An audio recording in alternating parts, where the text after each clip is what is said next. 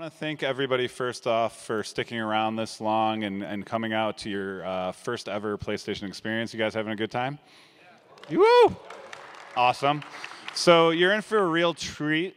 We actually had our character team give a panel like this when we did a art show at Gallery Nucleus in Los Angeles about a month ago or so, I think it was. So it's very interesting. They, true to Naughty Dog fashion, they iterated on that panel even more, and it's really, really fascinating look into what it took to get Nathan Drake onto the PS4. So these are the amazingly talented character artists we have at Naughty Dog, and I'm going to let them introduce themselves, but really quickly at the end during Q&A, for the best question, we're going to give you one of these awesome Uncharted 4 shirts. So think up your questions and pay attention. Also, the Tomorrow's Children panel has asked us, and we love that game. If you guys haven't checked it out, you should check it out. But we have some of their cards, so I'll be giving cards to people at the end of the panel too. So if you haven't got the 2 of spades or clovers, I have those. So there's that. But without further ado, I'm going to let everybody introduce themselves down the line here. Hello. My name is Ryan Trowbridge, and I'm the lead character TD at Naughty Dog. Hi, my name is Yibing Jiang. I'm the shading artist in Naughty Dog, in charge of all the shaders like skin, hair, eyes, fabric, leather. You can keep going. Basically everything on the character. Okay. Okay, my name is Frank Tzeng. I'm the lead character artist of Naughty Dog. Hi, my name is Ashley Swidowski, and I'm a character concept artist. And these lights are very bright. Can't see. Hey guys, I'm Colin Thomas, character artist at Naughty Dog. Oh, do we want? We're gonna start. Or are we just jumping in? Let's just start. Can we maybe like dim those lights just a little? I can't. I'm seeing spots. Everybody's face is just a spot. You just need to talk. Oh, okay. Do what? What do I do? To talk louder? Oh, okay.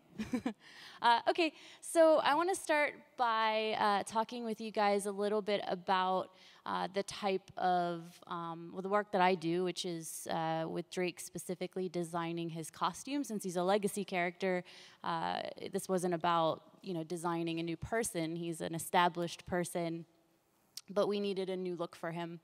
So I wanted to talk to you guys about contemporary costume design in Naughty Dog games. If you're not familiar with contemporary costume design, I'll tell you a little bit about it. It's clothing basically that you're wearing right now. It's stuff that is familiar to us. It's clothing that exists in the present. And it's stuff that we're very critical of because we wear it every day and we look at people wearing it every day. So unlike, say, designing a character that's wearing a corset or, swashbuckler boots or things like that, we're a little bit more accepting about whether or not it's, based off of a true design or, if it's historically accurate, because we're not familiar with it really. It exists outside of our time frame, and we just don't know. So in Uncharted and in The Last of Us, we focus on stories that take place in the present. And in the case of The Last of Us, some years in the future, but we still use clothing that's very familiar so we don't distract from the story itself. So Uncharted was no different, Uncharted 4 specifically.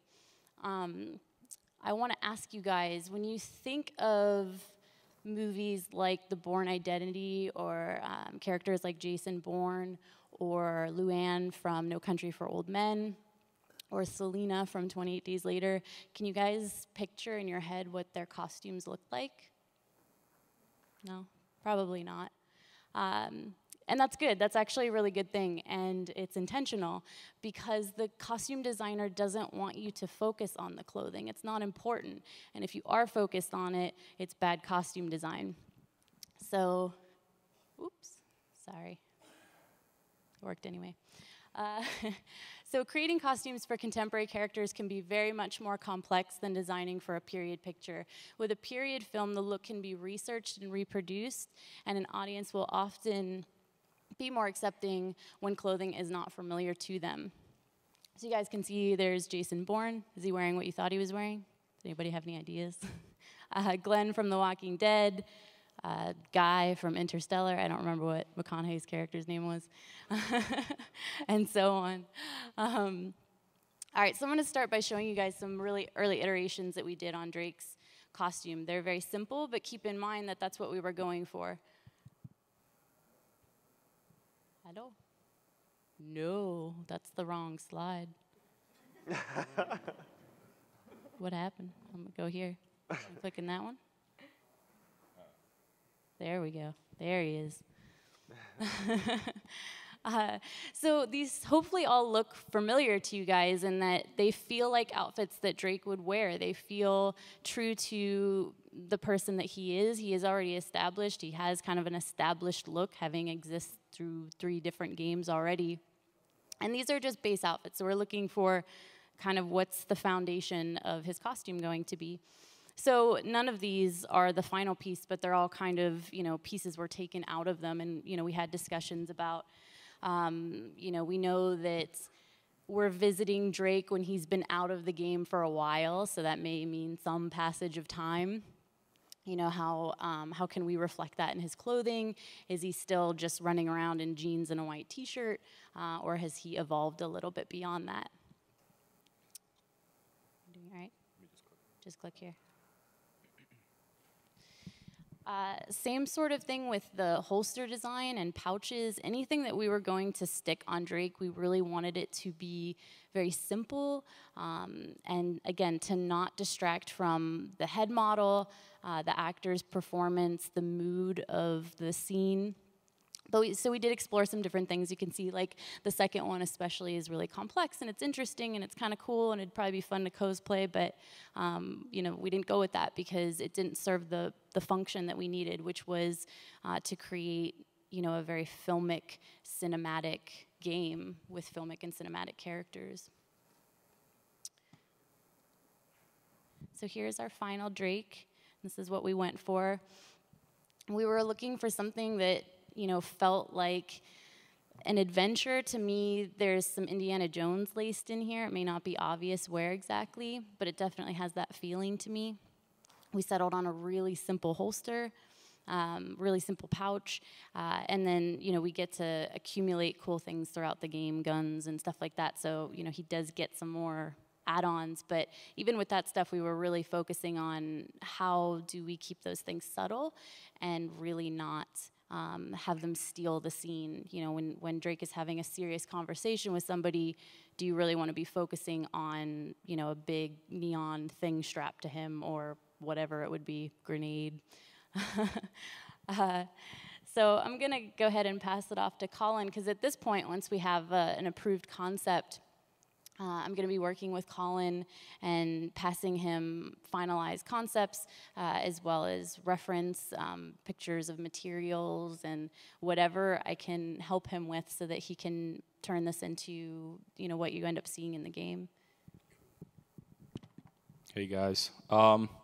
So I think, as Ash mentioned, one of the challenge of this guy was to upgrade him or update him from the previous game. And for me particular, it was the outfit.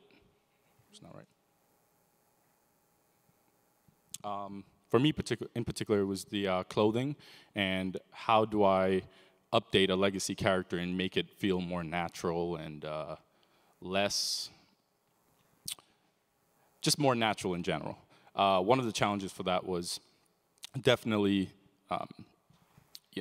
in the past, we had to sculpt these things by hand, and we still kept a lot of that sculpting by hand, but what we did was we incorporated a new program called Marvelous Designer. What that allowed is, it allowed for us to get really natural draping on characters, and I think even before I get into this stuff, the first thing we did actually was we would get a concept sheet describing the materials and the a reference sheet, I should say, describing the materials and all the properties of his fabric. Like, here's the wrinkle that I want. This wrinkle, Colin. Sculpt this wrinkle in this picture. Yeah, or like what level of distress should the clothing be? You know, is it really dirty or is it like muddy? And this stuff obviously is also taken into consideration later stages, you know, of the game where he will be sliding around and running through jungle and getting dirty and messy. So, and all that is not in this slide, but we do have a reference sheet where we get a lot of that stuff laid out. So yeah, I would then take that and I would basically start modeling the character. So as you can see here, I modeled like his holster and his shirt and all his pouch and his pants and everything, and we just kept going back and forth in terms of, is this the right feel for Drake? Does this, you know, is it form-fitting enough? Is it too baggy? Like, we went through a ton of iteration where, you know, it was too loose or certain folds just didn't feel like Drake. Even the half tuck was a definite challenge, you know, to get right, because we had to take in consideration, you know, is it the right shape? Is it stuff like that. Is really interesting. So from that, I then take this into our sculpting program, and I added a lot of wrinkles, and I made it more high res. You know, I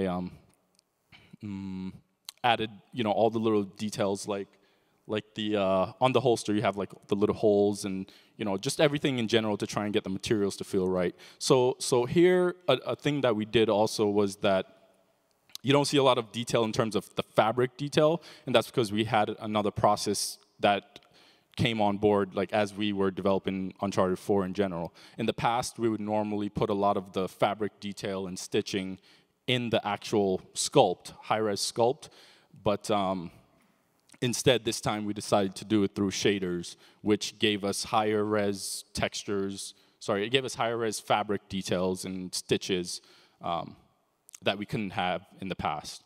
So here's more shots of the clothing. And this is his full body. And again, you can kind of see like we took in consideration the folds on his clothing.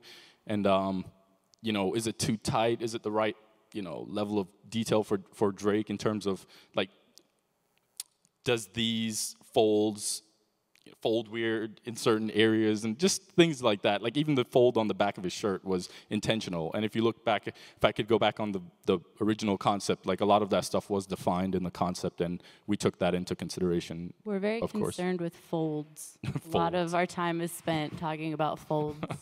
Also, when we're doing this, we need to take consideration because for the later pipeline, it will be rigging. Yeah. And yeah, absolutely. So rigging, which he'll get into later, we have to consider certain things like, are these folds, because initially this had a lot of fold around the knee area, and we have to take in consideration, you know, what that would look like once he start bending and moving around. So, and around the arms, and just in general, everything had to work for rigger, which is the next person in the pipeline. So let me move on to another. So here I'm showing actually some of the details on the stitches that I mentioned earlier.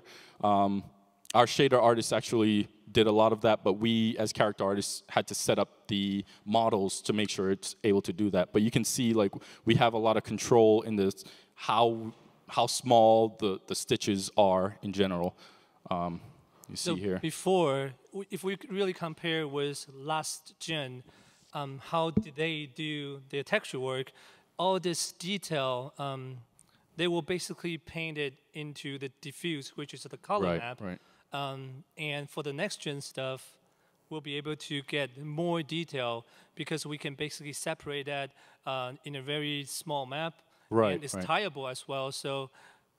Right, yeah. So a lot of that stuff we were definitely able to handle in shader as opposed to sculpting it into the high res, and that helped a lot to maintain from as it goes in game to cinematic the same level of detail. So nothing drops in terms of detail level once it gets into the game. So I'll go on to the next slide. And this was definitely represented all over. Like you can see on the holster, we have stitches along, you know, and our shader artist will get into more how she went along making that stuff. But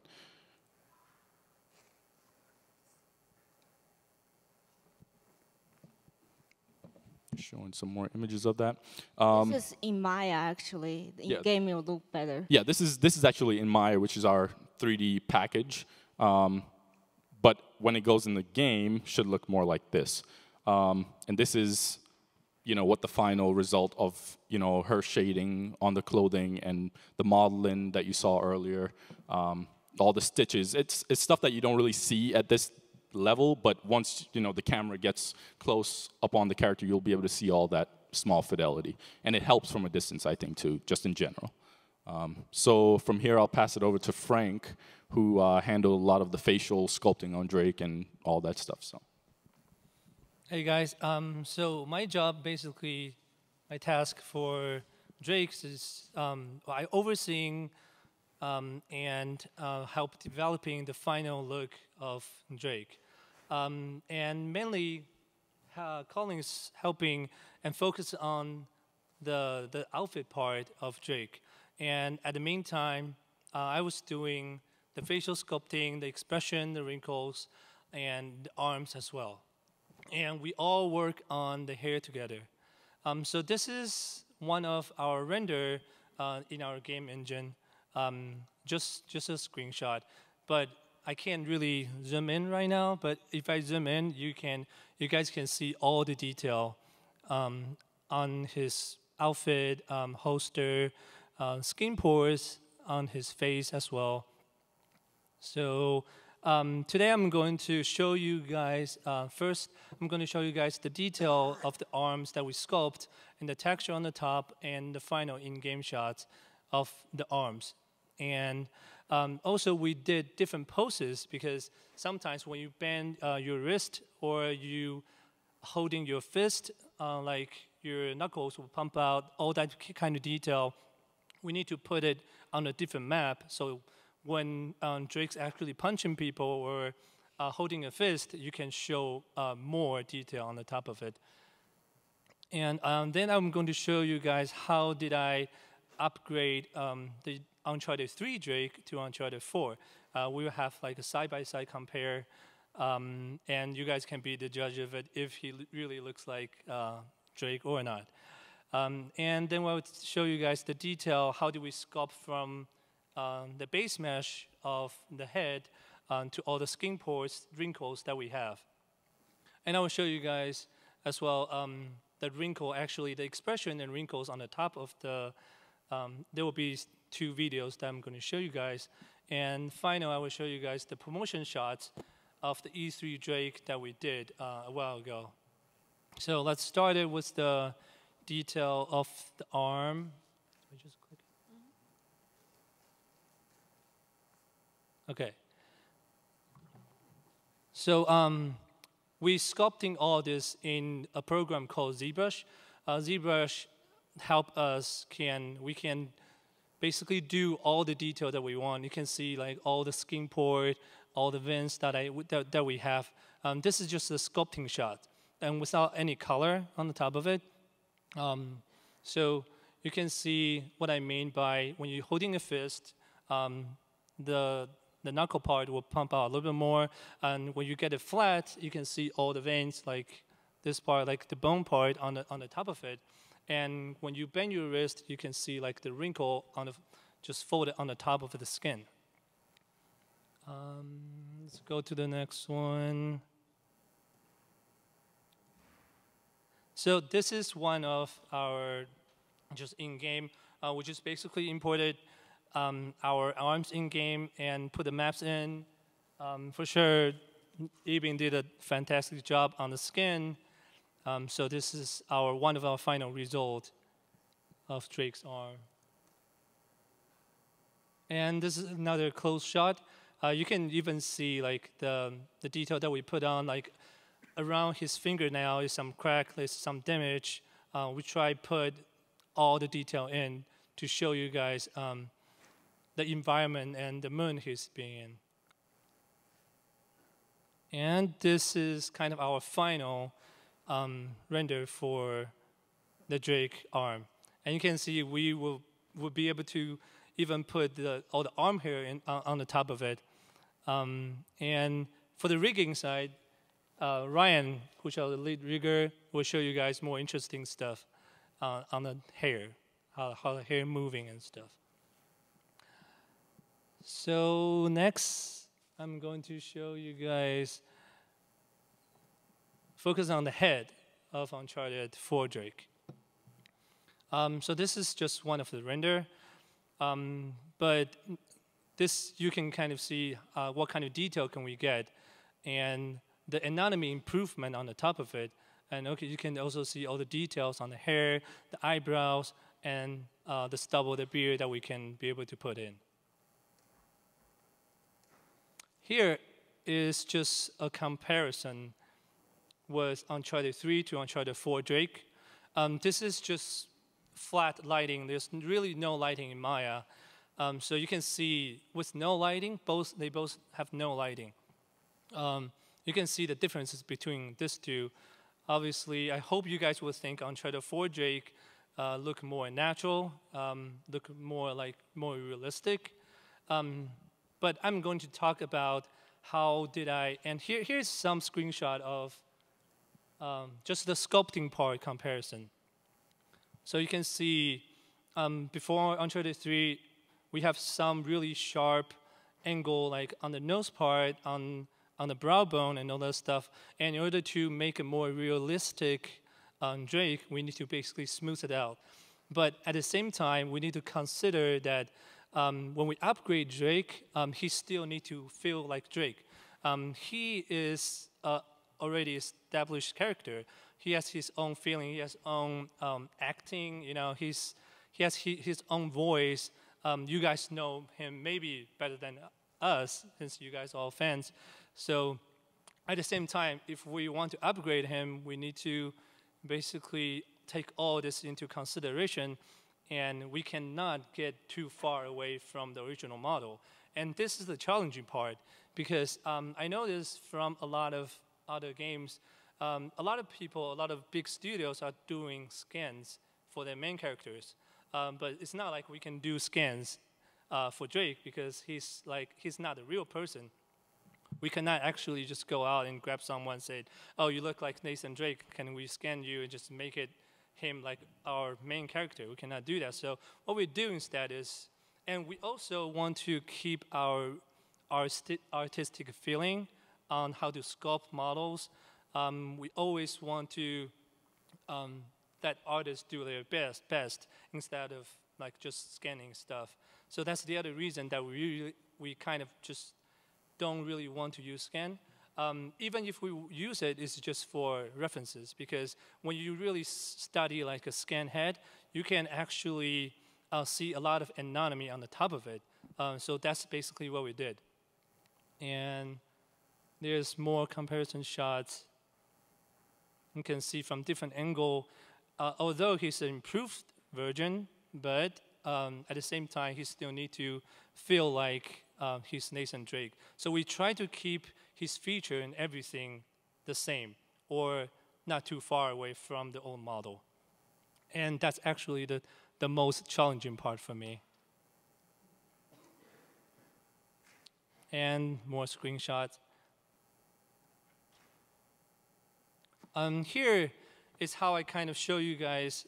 We started from the really base mesh. So this is all pretty low res. You can see like all the square stuff on his face. So this all low res. And after this, we started putting like the secondary shape. We call it secondary shape basically your anatomy on your muscle part on your head to make it more real. So, and it will be more smooth as well. So that will be the next part. And the next stage will be just putting all the wrinkles, small skin details, skin pores on the top of it, which will be this. And then after this, we kind of just color on the top of it. So this will be the color version. Of course, you guys will see there's some cut of his forehead, because we wanted him to feel like he's wetter, he's older, he's been through a lot as well. And the next one will be this one of just screen grab from the in-game screenshot.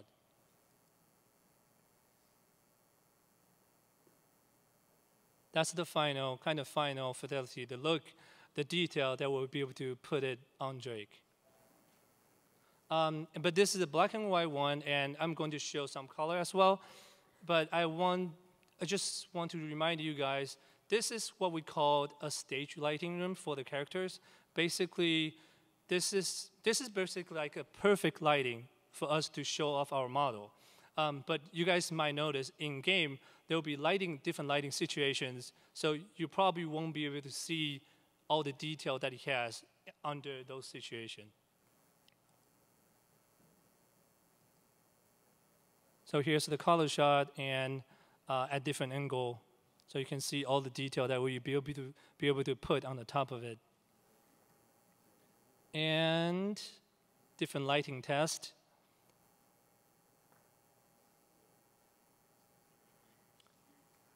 So right now, we're going to show how do we do the wrinkle map on the top of it. So we'll show some expressions, and can we play the video, please? Okay, so you guys can see it's making some expressions, but at the same time, you guys can see how do we do, like for example, like the brown, like nose wrinkler that's kind of angry face that we called. You'll be able to we need to put all the wrinkles in between to make it feel more natural. And when you smile, you will have really a lot of wrinkles on the top of it. You guys seem really enjoying the expression. Anyway, this is kind of showing off how do we, like what kind of detail in the wrinkles that we put it on the top of a model. So when the Drake make the same situation, like same expression, you guys will see all the wrinkles on the top. Now, can we play the next video? So this is actually just in-game. So you guys will be able to see all the detail, sculpting detail, the wrinkles will be transferred into the game that we have.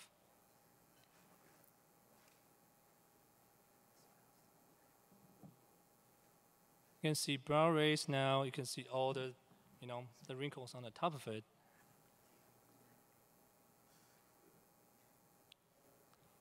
Okay, can we go back to the PowerPoint? Thank you. So the last one, I'm going to show you guys the promotion shots of the E3 trailer Drake that we especially made for the jungle Drake that we call.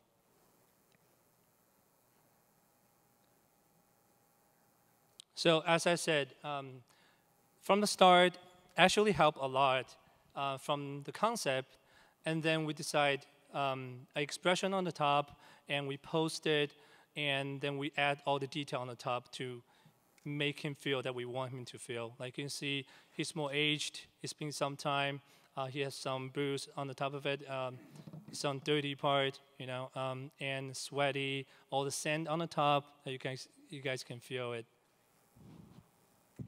And chest hair. And chest hair, you guys can see that. More close shots. More close shots. As you guys can see, we'll be able to put like even the sweating feeling on the top of his forehead, which Yibing helped a lot. So at final, I'm going to show you guys the video that we'll be able to put out just for we call it the turntable of the next gen Drake. Can we play the video, please? And the next, we'll just give it to the very talented shading artist, Yibing Jiang. She will break down all the materials of next gen for you guys. Thank you.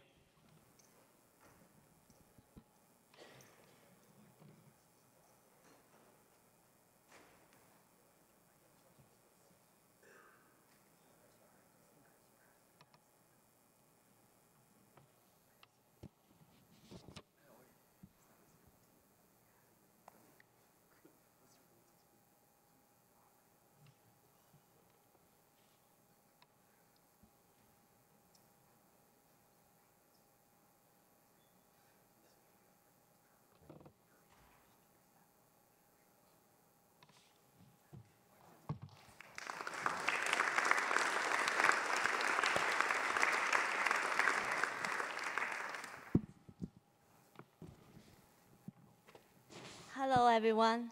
I'm Yibing. I'm working for all the shaders for Nathan Drake. And before I started to tell you guys what shading is, actually, I'm trying to ask you guys a question. Have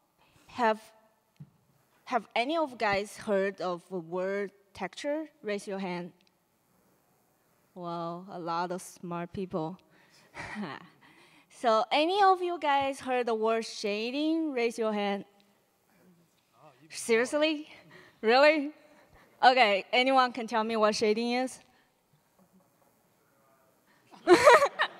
Okay. She'll tell you. Okay, that guy.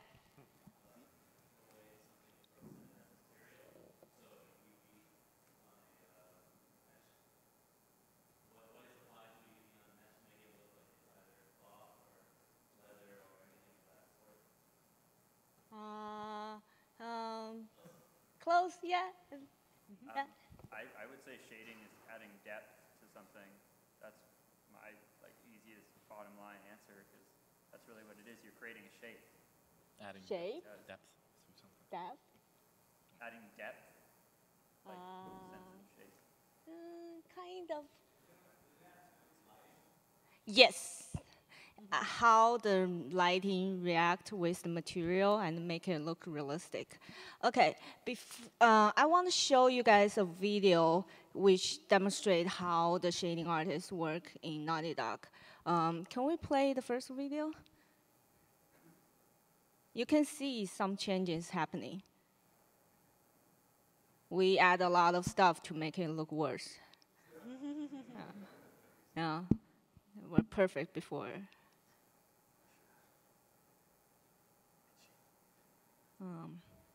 When the video played the second time, I can actually demonstrate what we put it on.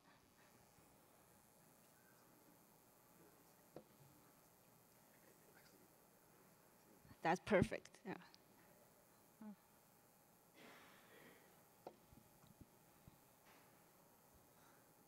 Okay, we start with really simple shader.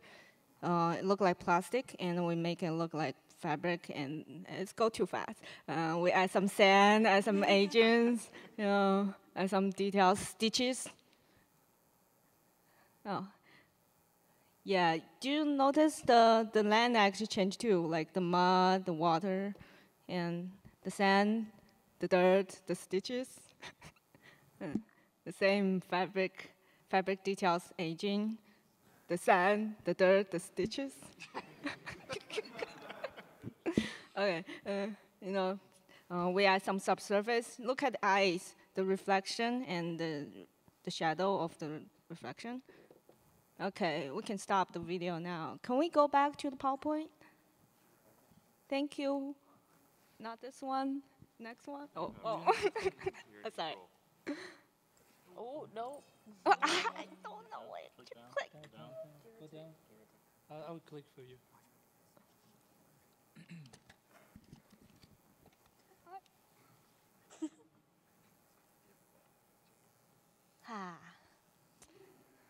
In order to get movie quality, we need physical-based shader.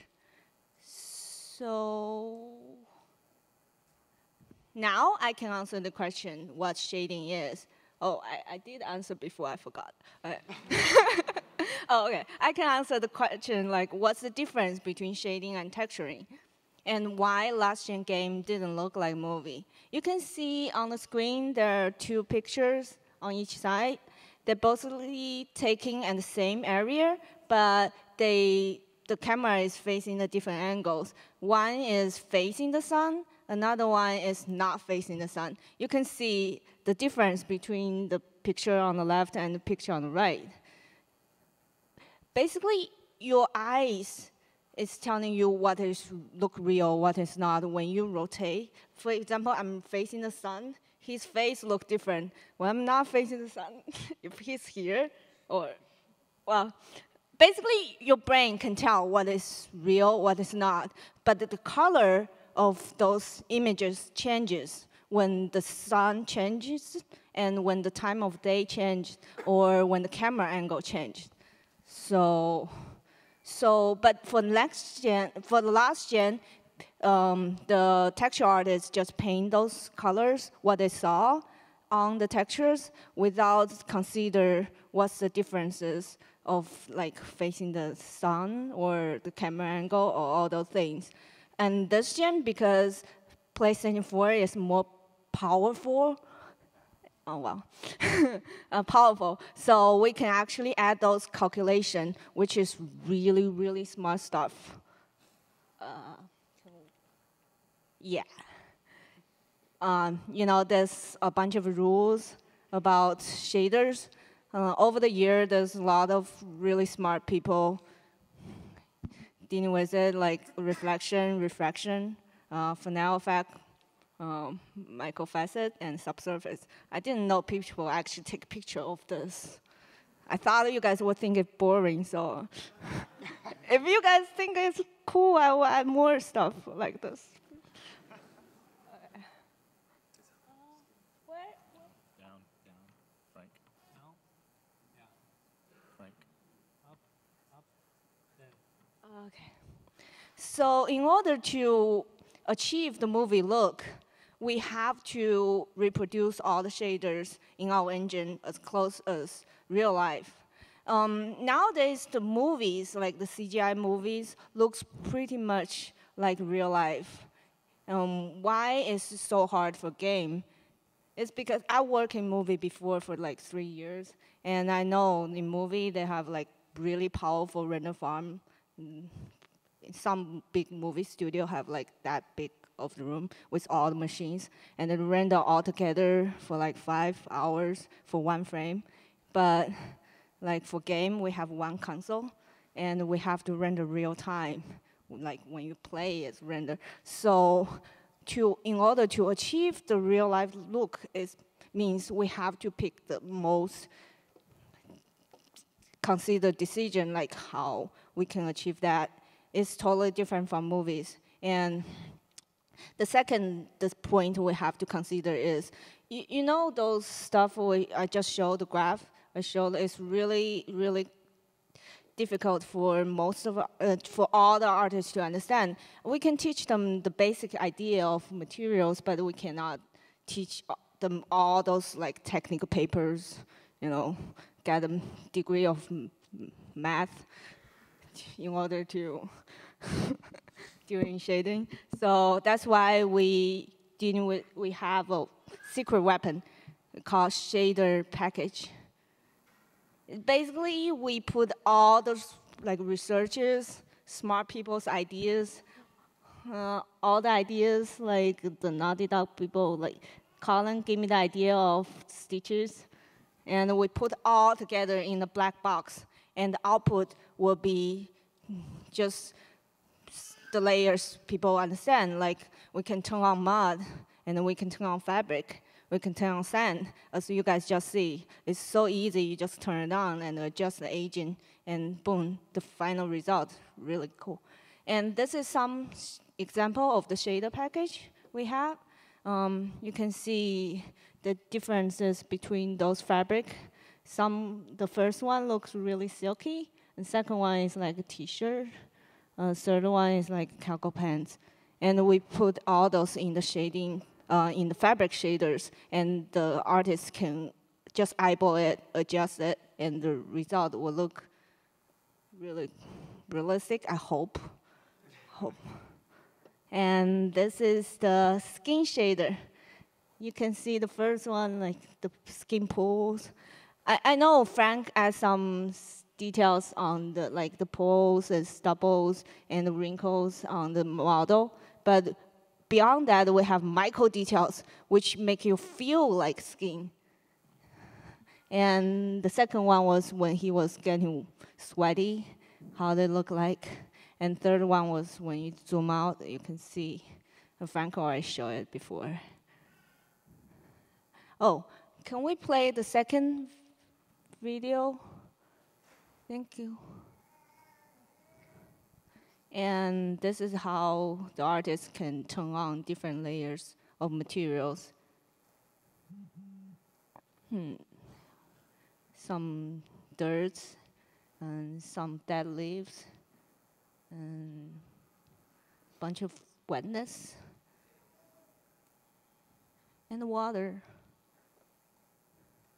and down the fabric details, and we adjust the size, and then we make it adjust the aging of the fabric, add some small wrinkles, if you guys can notice, and some sand, and some wetness. Oh, stitches, yeah. The letters, we adjust the size of the letter detail, and add some wear and tear, and adjust the specular, and turn on the stitches. Turn on the stitches. Okay, yeah. Now we adjust the color of the eyes. We adjust the pupils, and we turn on the occlusion, the shadow of the lashes, and the reflection, and the eye look realistic now. Okay, that's me. And the next will be the lead character TD. We'll tell you guys how we make Drake move. Hello. So you can go ahead and play the first video. So as a rigger, I mainly focus on working with other artists and trying to figure out how to make Drake move and make all the aspects of Drake move. So me and my team put joints inside of the models that will actually let Drake's arms move, his fingers move, his whole body move. And one of the other things that we do is we look for every aspect that we can try to make Drake feel like he's part of his environment and all the things that move. One of the next gen things that we wanted to try to look at is how could we make his shirt feel like it was actually alive and part of the environment. So here you can see that the wind is blowing on Drake's shirt. This wind is actually the same wind that's affecting the trees and Drake. So when the trees have less wind, Drake will have less wind, and when they have more, so will he. Next video. So I wanted to show you that Drake also has wind on his chest hair and on his collar, and you can actually see how the wind affects him there too. We went to that much detail. Take that, NeoGAF. Next video. We all know chest hair, needs to blow in the wind. That's next gen stuff right there. Here is the hair of Drake also blowing in the wind. Each individual piece of hair actually has its own wind. You can play that video again. And the wind that affects the trees, again, will affect his hair. You can replay the video just one more time. No. So it's a subtle thing, intentionally, kind of like as Ashley talked about. We want every little thing that we add to be subtle, but to add life to the character, but not go so far as that it will make the character stick out and feel unnatural. One of the interesting part in this is actually the intensity of the wind also affect on Drake's hair. So when the when more get windier, and the Drake's hair will move more accordingly. So it's really cool tech that we have now. Yeah. All right, next video. So in this scene, Drake is getting thrown into the waterfall, and this enemy slams him up against the water, and this shows how the water actually affects Drake's hair. Not only when the hair leans over, the weight of his hair is actually leaning left to right by the gravity of his head leaning left to right. So you can actually see it's very subtle, but his hair is actually affected by even the position of his body and how his head's tilting left to right, and the shader on the hair also changes. So it looks like his hair's hanging down, so it's less poofy and more close to his head. Also get wet. yeah, got wet. I think Drake says something about that, something about Kitty got wet or something. Yeah. All right, next video. So in this part, I wanted to show off how the water actually affects his pants as well. It actually affects everything on him.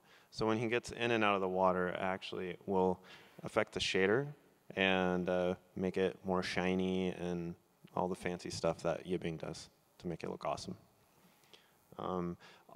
Every aspect of these, often we're working back and forth with many other people, many other departments. So like the first with the wind, we have an artist that works also on shaders, like Yibing, that his name's Andrew, and it works on moving the mesh, which allows us to do the wind. In this case, I think actually Yibing worked on this, the shader.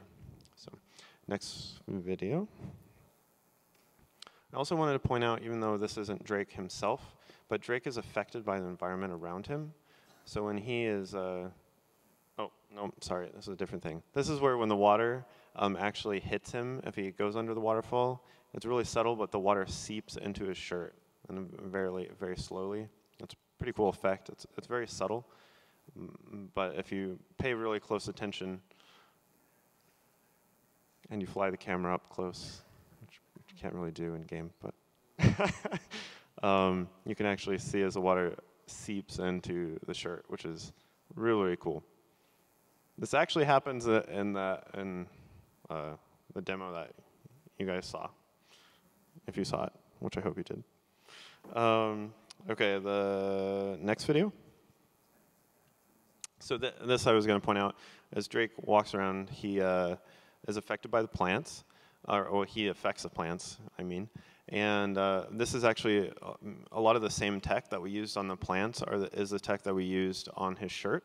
And that was, the plants actually inspired Drake. So when we saw how the plants were moving, that was actually what got me going over to the artist and talking to him, being like, how could we actually do some of this stuff to affect Drake's shirt and try to make him be moving in the wind and things like that, like the plants. Okay, next video. In this video, I wanted to show you how this is Drake, Uncharted 3 on the right, and Drake from Uncharted 4 on the left. And I wanted to show you how much we've improved on the expressions, show you side by side the fidelity and detail that's gone onto this. We've gone to great lengths to try to make it feel like his skin is more organic, more of him moves, and you can see how there's a lot more detail in the lips. You can see how even his cheeks are moving, and even moving his jaw left to right. You can see just how organic it feels compared to our last version.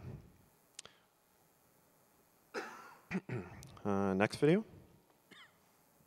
So this is a crazy amount of expressions that Drake can do. Uncharted 3, we had 120 possible face poses. In Uncharted 4, we have 850 possible face poses. It's impossible to show you every single one, well, except it's not, because I'm doing it now really fast. These don't always move the teeth, so some of them look funny. But these are all can be combined in various ways, and I'm going to show you that next. So basically, it has 8 times the detail of face poses I did from the last game, which is quite a bit. Next video. So here I wanted to show you more in detail, just slowly going through some of the poses. Here on the right is like a control panel that the animators would use to animate Drake. It's broken up into different areas to help the animators find controls quickly. And as you can see, as Drake's opening his mouth, it's affecting his neck, it's affecting his jaw. Here we're layering on some raising up the lips and lowering the bottom of the lips. All this is broken up into very distinct muscle movements, which is very similar to how a real human face works. We've went to great lengths to try to make it feel like it is possible for the animator to make every possible face movement based on facial, realistic, real-world muscle movement. And it actually helps in guiding us and how we can make Drake feel more and more realistic. We have this where many face poses combine, like that was combining keeping the lips closed while opening the jaw. You kind of saw this when Frank showed earlier. This is where now when we would do an extreme expression like a stressful expression like this, you can actually affect his neck. We previously had nearly no movement in the neck on the previous Uncharted. This is a more complicated facial pose to make, the shush pose. This takes an incredible amount of detail to get a pose like this to work. It may not always be appreciated, like if you were, but when you actually see a human talking, some of these things you need to be able to try to achieve them, but it's very difficult to get all that detail. And now on Uncharted 4 and with the power of the PlayStation 4, we're able to have so much more detail put into Drake. Here, just showing a lot of subtle movements that we have for the animators. We have everything from just little nose movements to being able to puff up his cheeks, so it feels like maybe he's holding his breath underwater, or maybe just filling his mouth with a little air or something. Okay. So here we just have him lowering his eyebrows, raising up his eyebrows. All these subtle movements. You can even see all the detail in the brows.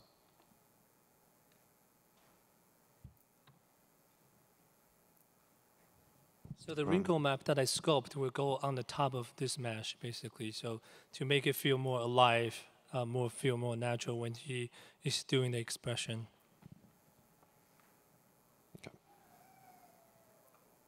Okay, next video. I want to show this real quick. Basically, also when we move the eyes, the animators basically can move the eyes around, and all of the eyelid movement is automated. So it makes it very easy for the animators to get their initial pose, and they can even close the eyelids and then continue to move it around. You can see subtle movements of the eyes affecting the eyelids. All right, so that'll be the end of our talk. I'd love to show you a ton more, but we only have so much time. So if you guys have any questions, feel free to step up to the mic. Cool. We're going to have time for just a couple questions, unfortunately, here. Yeah, let's fire away here. All right, so I just wanted to thank you guys for your work. Drake looks great. And when I say great, I mean sexy. So my question is, when you're designing a character with Drake or any character you might have designed, is there a discussion on how attractive a character should or shouldn't be? This one? No. We'll definitely talk about, we'll have a lot of really detailed conversations about conventional beauty standards in games and, what makes somebody heroic versus not. So we definitely have those conversations. Funny story. I'm the first female concept artist to work on Drake, but I am not responsible for his low-cut Henley and his chest hair and his muscular pecs. That was actually Neil Druckmann that pushed that. So I just want to put that out. Someone's recording this? Sorry, Neil. Thank you. I have a technical question about when you were talking about the wrinkle maps. Are they specifically like multiple normal maps changing when it comes to wrinkles? Yes. To answer your question, yes, that's multiple wrinkle and normal map on the top of it. And also, what is the resolution of the normal map and textures and stuff like that? 1K. 1K? Okay. I think I'm going to hop in because the other panels I've seen have been going back and forth. So the topology on that model, that's gorgeous. Congratulations on that. It looked really good. So say I were to put in an application to Naughty Dog for an internship or whatever, what are the skills that you're looking for in a modeler specifically, just to consider even? Oh, this one doesn't work. Yeah, they're all hey. Oh, okay. Sorry. I think in general, when it comes to topology, personally, I really like clean topology, obviously, if you look at any of that stuff. But one of the things we look for, I guess, when we're looking for people is, how well you guys really work with people, and just can we get along? Because we're going to be doing that a lot, obviously. During crunch and all those other times, you guys got to be able to handle each other. So yeah, having to deal with people in general and just having a good attitude, I think. I know sometimes we get applications and some people don't want to take the test and stuff like that. And the test is, not only does it help see your ability, but it also helps sees if you're even willing to take the test, because a lot of people don't, and that already tells a lot about their character and stuff like that. So yeah. Yeah, being a team player is definitely one of the really important aspect that we see if we want to hire you. The other one is I think this is depending on the company that you apply. For example, if you want to apply to Blizzard, then Blizzard have some special style, their own style. So same thing would be to Naughty Dog. Naughty Dog, our style is more realistic. We pay a lot of attention to. That is my son, by the way. Hey, Lucas. We pay a lot of attention to how you're sculpting, texturing the facial stuff, because that's what we really focus on. So if you really want to apply Naughty Dog, you need to have a really good anatomy base of your sculpting, and your detail on the top have to be top-notch as well. Okay, thank you. No problem. This is a question for anybody. You talked about realism, but and this is just my interpretation, but you guys have always avoided the uncanny valley because you have a slight sense of stylism. And I was wondering, even though you're getting more realistic, how important, or if important at all, is that kind of dash of stylism to keep things particular? I know exactly what you mean.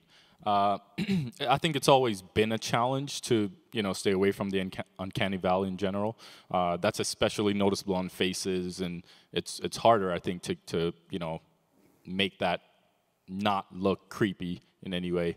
But I think being able to sculpt it, to a high realism in terms of all the poor details and all that stuff, having good anatomy and stylizing the anatomy just slightly, not that it's absolute photoreal, but just that it looked natural.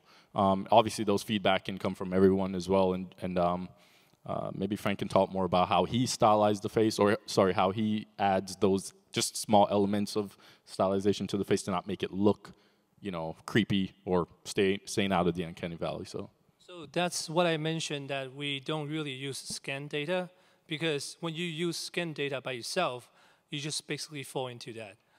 So what we ask for all of artists to do is we want artists to put in that artistic feeling of their own into our model. And that helps us a lot to give it a more stylized feeling into the realism that we're going to achieve. Cool. We have time for one more question on the left side. Andrew and everybody else in line, you can just come up towards the end and we'll field them. How often has art and design been inhibited by technological difficulties? Like, how have you had to scrap a lot of good design or art elements because you didn't have the technology to work with it? Or conversely, have you had to write tools to incorporate really good ideas? Colin will be the perfect one to answer this question. I think that starts obviously from the concept stage, meaning, are you going to add certain elements to the characters that we can't yet do? We obviously have to speak with riggers and make sure it's possible to be able to do that kind of stuff. let's say you want to add a, I don't know, a jacket onto Drake. Like we need to know that we can, you know, rig it to move naturally and all these other things. So it starts from concept, then we have to make sure that people in the other pipelines can actually achieve it. But in terms of, there's a lot of things we can't do that we kind of have to scrap or rethink, you know, based on technology and stuff like that. So I think in general, and that affects everything, not just model in general, which is what we focus on most, but that affects the actual game design as well. You know, maybe there's some things that we just can't do yet. Like we want to make a mountain fall or something crazy. I don't know what's next in Uncharted, just saying. Yeah, so in general, it's always, you know, balancing act, so. To be more specific, Colin is really talented, and we basically developed one technical point that we can actually make the clothing moving feel very natural. But just because some of technical difficulty that we have, all those ideas, even though we can kind of we know exactly how to do it, but we won't be able to put it in the game. And sometimes it's really frustrating, but as an artist in Naughty Dog, you just need to always work with what you have, because as a character artist in Naughty Dog, they gave us a lot of freedom to develop what we want to apply on the character, and we're really lucky to be in this company, and we really appreciate what we can do for the model. Thank you. Awesome. So thank you, everybody, for coming out to this. PlayStation